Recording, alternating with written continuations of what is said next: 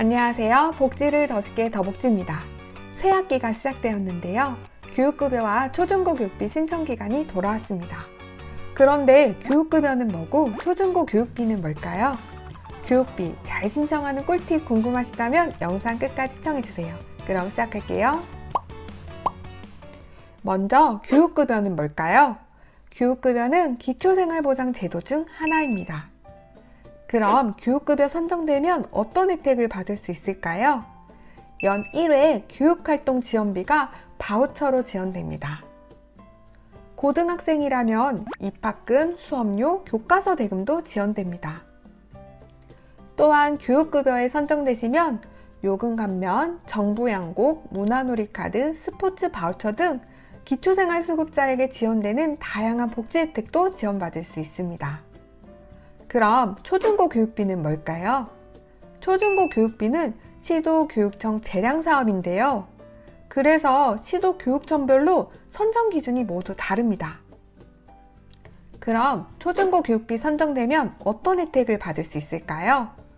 고교 학비, 급식비, 연 60만원 상당의 방과 후 수강권과 PC와 인터넷 통신비가 지원됩니다. 그런데 초중고 교육비 선정되면 모든 혜택 다 받을 수 있을까요? 아쉽지만 전부 다 지원받을 수 있는 것은 아닌데요. 지원 항목별로 선정 기준이 또 다릅니다. 방과 후 수강권은 기준 중위소득 80% 이내인 경우 지원 가능하고 PC와 인터넷 통신비는 지역별로 차이가 있으나 보통 기초수급자나 차상위 계층, 법정 한부모 가족인 경우 지원받을 수 있습니다. 그럼 교육급여는 누가 지원받을 수 있을까요? 가구의 소득 인정액이 기준 중위소득 50% 이내라면 지원받을 수 있습니다. 초중고 교육비는 누가 지원받을 수 있을까요? 지역별로 차이가 있으나 보통 기준 중위소득 50%에서 100% 이내라면 지원받을 수 있습니다. 내가 살고 있는 지역의 초중고 교육비 선정 기준이 궁금하시다면 교육비 원클릭 홈페이지에서 자세히 확인할 수 있습니다.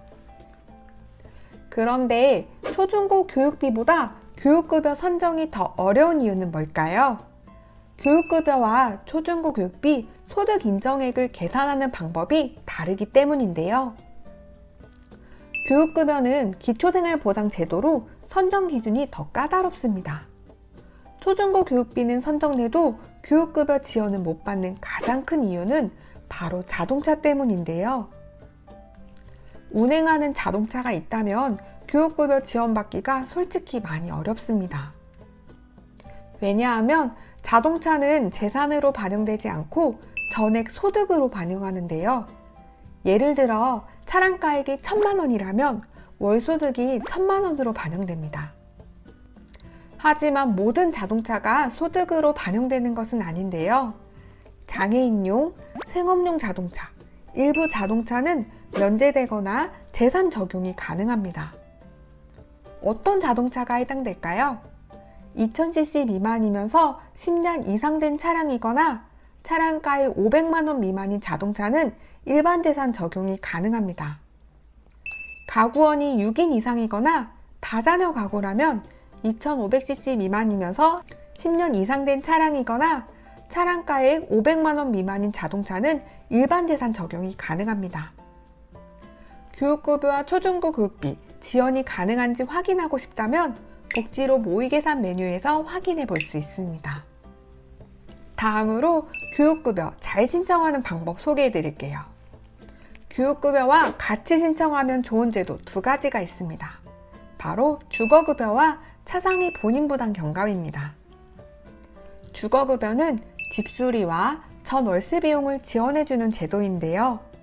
교육급여 선정 기준과 얼마 차이가 나지 않고 신청 서류도 동일하니 같이 신청하는 것을 추천드립니다.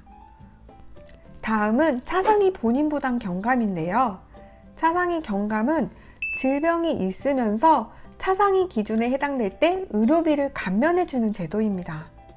하지만 만 18세 미만이라면 질병이 없어도 지원이 가능하니 교육급여 신청하실 때 같이 신청하는 것을 추천드립니다.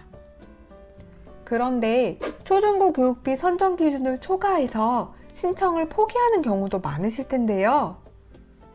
학교장 추천 제도가 있습니다. 초중고 교육비 탈락자 중에서 다자녀 가구와 저소득층은 추가 선정이 가능하니 신청해 보시는 것을 추천드립니다. 어떻게 신청하면 될까요? 복지로 홈페이지에서 신청하시거나 부모 주소지에서 신청 가능하고, 초중고 교육비만 신청한다면 교육비 원클릭에서 신청할 수 있습니다. 언제 신청하면 될까요? 연중 상시로 접수 가능하나 학기 초부터 지원받으라면 집중 신청 기간에 신청하시는 것을 추천드립니다. 작년에 지원받았는데 또 신청해야 할까요?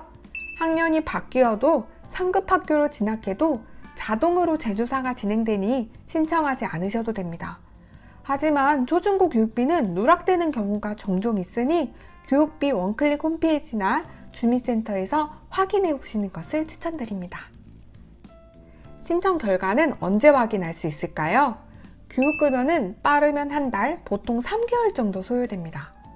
초중고 교육비는 집중 신청 기간에 신청한 경우라면 4월에서 5월 우편이나 문자 통지될 예정입니다. 그런데 교육급여에 선정되었다면 꼭 하셔야 할 게 있습니다. 교육급여 바우처 홈페이지에서 바우처를 꼭 신청하셔야 합니다. 오늘 제가 준비한 영상은 여기까지입니다. 영상이 도움이 되셨다면 좋아요와 구독 버튼 눌러주세요. 다음에는 더 유익한 영상으로 찾아뵐게요. 시청해주셔서 감사합니다.